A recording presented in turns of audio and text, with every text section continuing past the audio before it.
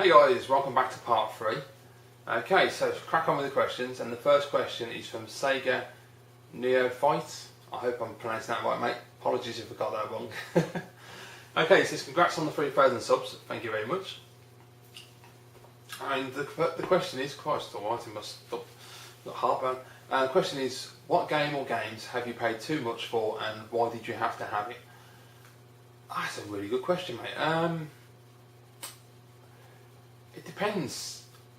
I don't really like overpaying for games. I think if it's something I really want, I would make the effort. I'm just trying to think.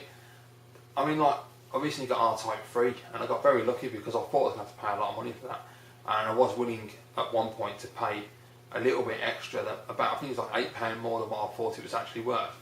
But the seller was a dickhead and he put the price up to $120, so I decided not to buy it anyway. And I got lucky and managed to buy it from somebody else for like £40. So that worked out quite well, which was like $65 I think, which was absolutely brilliant. I'd say maybe Super Mario World, the Black Label version. For 5 years it took me to find a copy, and now all of a sudden it's starting to come up pretty regular on American eBay. But yeah, it was a really tough game to find for some reason, especially in mint condition. You could get these sealed ones for stupid prices, and you could get the Player's Choice ones, but the Black Label one was so difficult to find. And it did cost me 80 quid, that's including postage as well, so I can't remember exactly. It would have been something like maybe 60, 65 quid plus postage, I would have thought, maybe 70 plus postage, I'm not too certain. That is a lot of money for a game, but it was worth it because I wanted that game for so long, and Mario World is one of the most important Super Nintendo games to have. It's just an absolute classic, and I wanted it in my collection. I was determined to get it, and quite honestly, I think, knowing myself, if I'd have had to pay more, I'd have done whatever to get it at that time. I have seen it cheaper than that recently. It's kind of annoying, but you know, when you can't get something for a while, and especially if it takes like 5 years to track one down, you just pay the money, and you can't really think, oh well, if I buy it now, what if someone sells it cheaper in the future? You just can't think like that. You just have to just go for it, I think. But it was well worth it because that game's bloody brilliant, and I've now got a mint condition, well, near enough mint condition, probably a 9 out of 10 Black Label copy of Super Mario World. And even though there's quite a few copies coming up pretty regular, it still seems to be getting listed for $120 around that price all the time. So hopefully it'll hold its price, you never know. So thank you for the question, mate. Next on to my good friend Ben, old Shen Muso, or Muso. I will get it right eventually. And he's put, long may you reign. Thank you, dude. I've got 3 questions from Ben. And question number 1, did you ever play the old virtual reality arcade cabinets that were around in the early 90s? If so, what did you think of them at the time? I never did, mate. I never got the chance to play one. And in a way, it's a little bit of a regret because I absolutely love virtual reality. As you know, me and you were talking about what John Carmack's trying to do at the moment with the modern virtual reality. I hope to God he pulls it off, because I would love virtual reality to make a comeback, because I honestly think it's one of those technologies that went away and shouldn't have. Yeah, it was a real mistake to get rid of that. I'd like to know the reasons why virtual reality went away, because it was a really cool concept. And I'm a Star Trek fan, so I've always been a fan of the holodeck. And anything that gets you close to that experience is a good thing. So, yeah, I hope John Carmack can get the funding and get it off the ground, because apparently what he was showing at E3 was really quite impressive. And number 2, did you see the Happy Console Games long-awaited movie? What are my thoughts? I've not watched it yet. Because it's an hour long, and I'm definitely going to watch it, I'm trying to make time, but unfortunately when I get home from work I don't have a lot of time left, so I need to watch it on the weekend. I was going to watch it last weekend, got distracted by some stuff, so I'm going to try and sit down this weekend and watch it, because I've been dying to see what it's like, because the little clips he's shown in the trailer and that in the past look really cool. And I'm not a big fan of independent movies, but I was really impressed with the way Johnny shot that. I'm just impressed that he managed to even do it. I mean, you know, 3 years of his life he's pointed at, and you can see from what I've seen of it, it shows. So yeah, when I watch the whole film, I'll definitely let you know what I think, but I'm looking forward to watching that this weekend, hopefully. And question number 3, ever been genuinely scared playing a video game, adult or kid? Oh yeah, Condemned on the Xbox 360. That game scared the shit out of me. That game is just, the atmosphere is ridiculous. When you're walking around the pitch black darkness and you got the 5.1 surround going, and you can hear some nutter just screaming at you, and you can hear him running around, and you don't know where he is, and he just comes out of nowhere and just bounces you in the face with a 2x4. Some of the most scariest gameplay ever. I remember when I first got to the part where you're in the I don't know if it's a mall, but you're in the department store, and you're walking through, and the AI was really cool. You basically see the guys, and they're running around in the background, and they instead of coming at you and just attacking you, they'd be hiding behind pillars, and you'd be constantly looking like that, trying to make sure you don't get hit and trying to figure out where they are. It was absolutely brilliant. The atmosphere was phenomenal. I can honestly say it genuinely scared me. Games don't usually. You know, you get the like the movie frights where it makes you jump, but you know, I'm a very jumpy person when I watch films anyway, so games do it and makes the same response. But genuine, intense, like, you know, I need to turn this off and put the lights on. That definitely was Condemned. That game is phenomenal, and I need to complete that. I never completed it because I got right near the end and I just couldn't do it. I kept getting killed. Frustrating. It's a great game. Okay, so thank you for that, Ben. Next question is from Yellow SNES, and it says, congratulations on the 3,000 subscribers. Been watching since your early vids. Thank you very much, mate. I really appreciate that.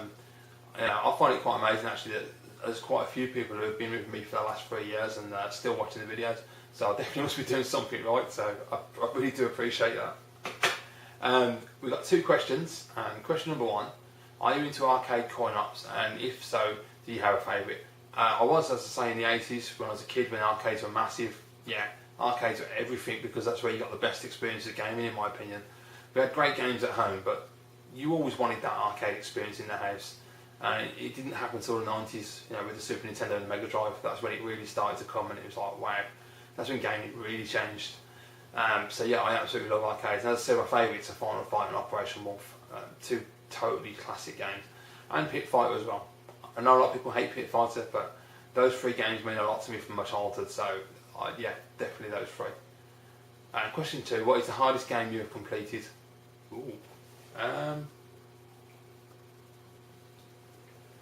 I don't know, because I don't like difficulty levels. I find all that, like people who complete Call of Duty on Veteran, it's never interested me. I like the game, I want to enjoy the game, I want to enjoy the story, and I want to have fun playing the game. I don't want to be lying on the floor for hours on end trying to dodge bullets. I know there's a point in that. So I don't really play games for the difficulty level. I play them just for the enjoyment of the game and the story and the characters and the actual gameplay itself, and having a lot of fun. I like to be able to just relax and enjoy a game. Doesn't happen a lot with modern games because a lot of them just piss me off. But yeah, that's probably my answer. I'm sorry, mate, but yeah, I really don't play games for the hardness of them. If they become hard, I'll just give up and just play something else. Right, okay. So next question is from Chris K893, and Chris is asking, what is the game you would say you've put the most playtime into, and an estimate on the hours? Oh, mate, I've got no idea hours wise. It's got to be Street Fighter 2, isn't it? Easy. I mean, I've just never put that game down, and you're talking since, was it 92? I'm trying to think. Turbo would have probably been like, I don't even know when did Turbo come out. We got the Super Nintendo in 92 over here, so Street Fighter 2 would have probably been 92, 93. Turbo probably maybe 94. I have to check my magazines. So I mean that's nearly 20 years now. I mean bloody hell. So I can't even imagine how many hours you're probably talking days, weeks, months maybe. I would have thought. I mean, when it first came out, Street Fighter 2, I was just on it all the time, 24/7, recording my footage on VHS, to try and capture that moment. And I did capture that moment when I completed the game with no continues. I was really chuffed. It took a lot, and I was kick ass at Street Fighter back then. I ain't got the skills now because I don't play it as much. I mean, when you're a kid, all I did was play games. I was just like, me and my friends just around my house or around one of my friends' houses. Whenever I went round a friend's house, we were playing games. That's all we ever did. And then occasionally we'd hang out on the street and chat, but mostly it was playing games. So yeah, I couldn't even estimate it. You're talking literally days, weeks, months, I would assume. Next question is from N64 Zoot, and he asks, what is the best in Donkey Kong Country 1, 2 or 3? I've never played number 2 and 3, mate, so I don't know. I've only experienced number 1, and the reason I've not played 2 and 3 is because at the time when those games came out, I'd already moved onto the PlayStation, so I never even played number 1 at the time.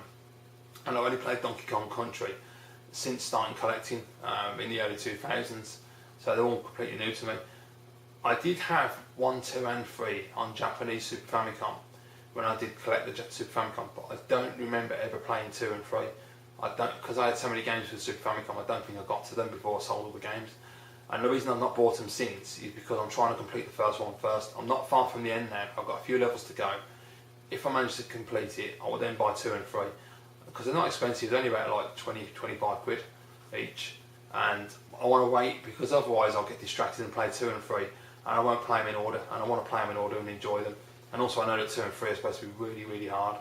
I think number 2 is supposed to be the hardest, so it's going to be interesting when I do get around to playing them.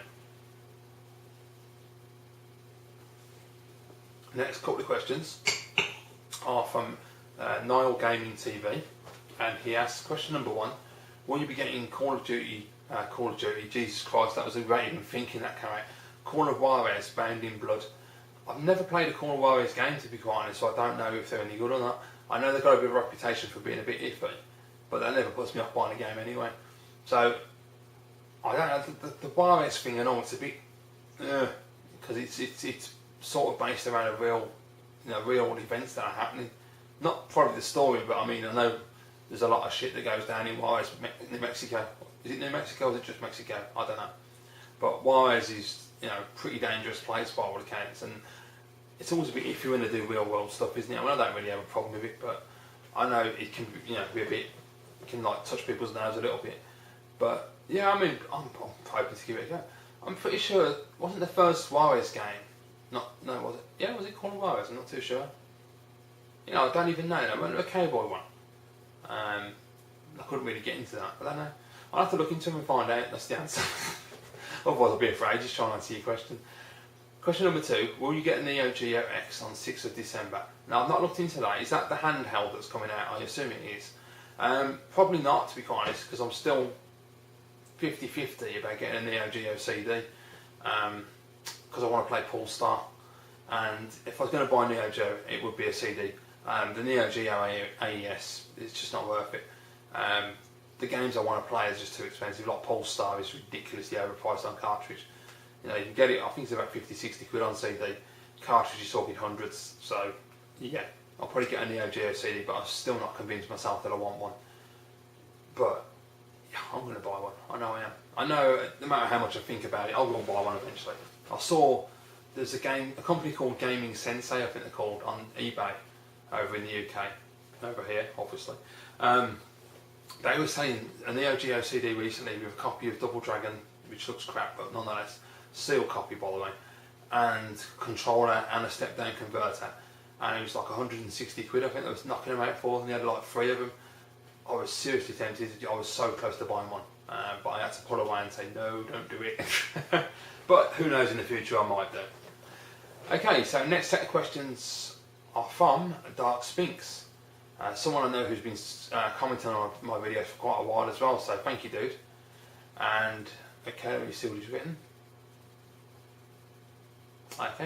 Okay, first question. What is your favourite gaming related music t-shirt? Random, I know. Good question. Probably my Street Fighter one that I've got on at the moment underneath here that you've all seen before. I love that t-shirt. Street Fighter 2, without doubt the best Street Fighter anyway.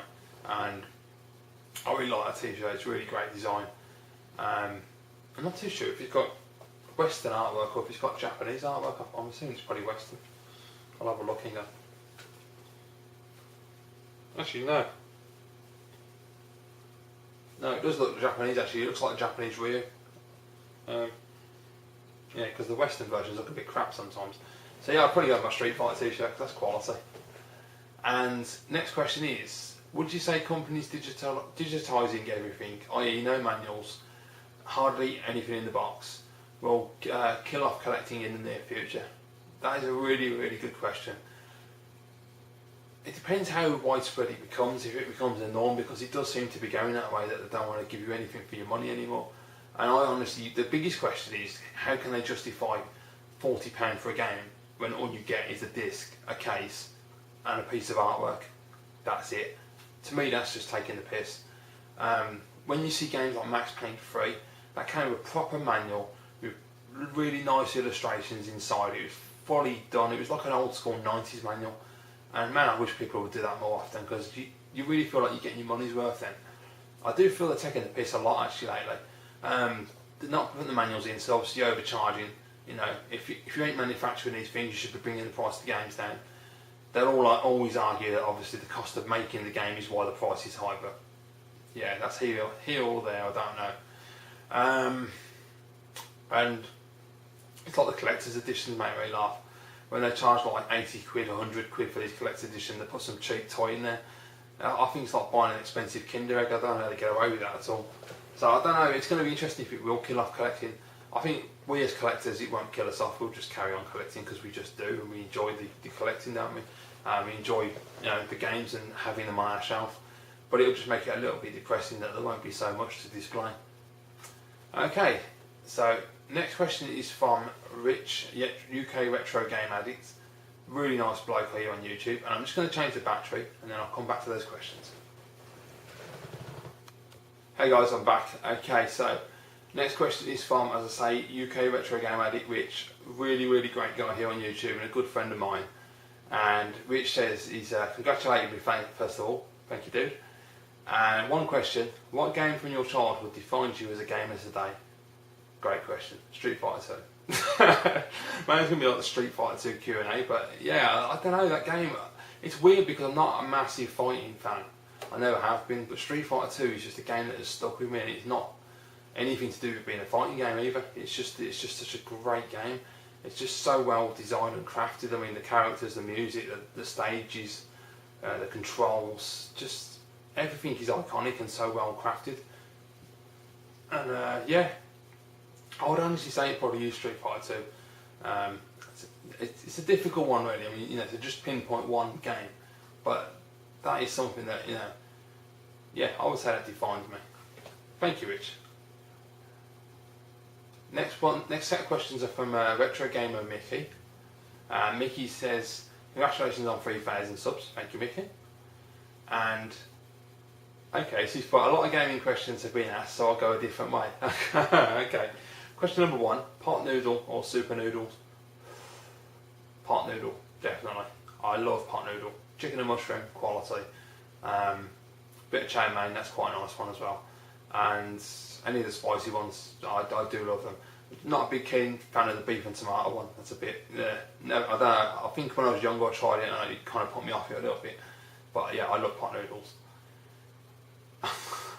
What the hell? Question number 2: one bullet left. Madonna and Lady Gaga in front of you. Who do you kill? Lady Gaga. Depends on, with Madonna, if it's current Madonna, I'd line them both up and shoot them straight down the centre. If it was 80s Madonna, hell no, she was hot and there's no way I'd kill her. That's a great question. Right, okay, question number 3. Who's your favourite Simpsons character? Oh, that's a good one. Trying to think, who was it that I really enjoyed? I mean, Homer's a really obvious one because he's just brilliant. He's hilarious. When the Simpsons were massive, I thought Homer was just brilliant. Bart was fantastic. I love Maggie. I thought great character. Really good idea that was. I really like Apu as well. He's just crazy, man. He's absolutely brilliant. Yeah, it's actually, it's really difficult to think of one character in The Simpsons that's like the best, because they've got such a really good, diverse amount of characters in there. Yeah, I'm just going to be really obvious and go with Homer, because he's just absolutely brilliant. It's just so dumb, but so lovable at the same time. He's just an absolute dude. And what is your favourite car is the 4th question. I'm not a massive car guy, so I'm really all about the aesthetics, and if it looks nice, I like it, because I don't know shit about cars. I don't know anything about what's under the hood and what makes a car good and what makes a car bad. When it comes to style, I really like old American cars. But being a big fan of Supernatural, I love the Impala. It's a beautiful car. But I love those 50s cars as well. The proper old school, massive American motors. They just look so cool. I mean, they probably drive like shit nowadays, but they just look the business. I mean, back then, they really made an effort with the style. Even when you look at the 60s and you look at the cars that we had in the UK, and the Zodiac, I'm assuming that was the 60s. Any car buffs out there, apologies because I don't know about cars, but when they, back when they used to really make an effort to make cars stand out and be different and individual, whereas now it's sort of like pretty much they just round them off and they all look the bloody same and they don't make an effort. It's like sports cars. I know sports cars are like seen as this amazingly ultimate thing to own, but I find them kind of boring myself. Like Lamborghinis and Porsche, they all look the bloody same. They don't make an effort. They're kind of lazy. But yeah, as I say, I know shit about cars, so I'll probably get slaughtered for that, but there you go. Right, okay. So next question is from Burp Reynolds, crazy guy here on YouTube. And we'll make this the last question for this part, guys, because I think this battery's about to die and also I need to recharge everything. Okay, he says, I'll ask one because otherwise I'll be mental. It will be mental. What Nintendo-based item is available in Japan that you'd love to own, but is stupidly expensive, current or previous gen? And mate, I have absolutely no idea, because quite honestly, I don't really pay attention to what items are available in Japan. That's a good question.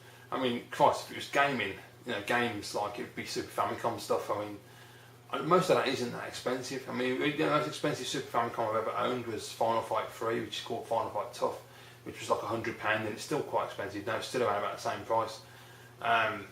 In terms of like other stuff, I mean, you've got statues and all that kind of stuff, but I've never really looked into it, if I'm honest, Dan. So, sorry, dude. Yeah, that's a bit of a short answer. Sorry about that. Right, guys, we'll leave it there before the battery dies again. Bloody pain in the arse to keep recharging them.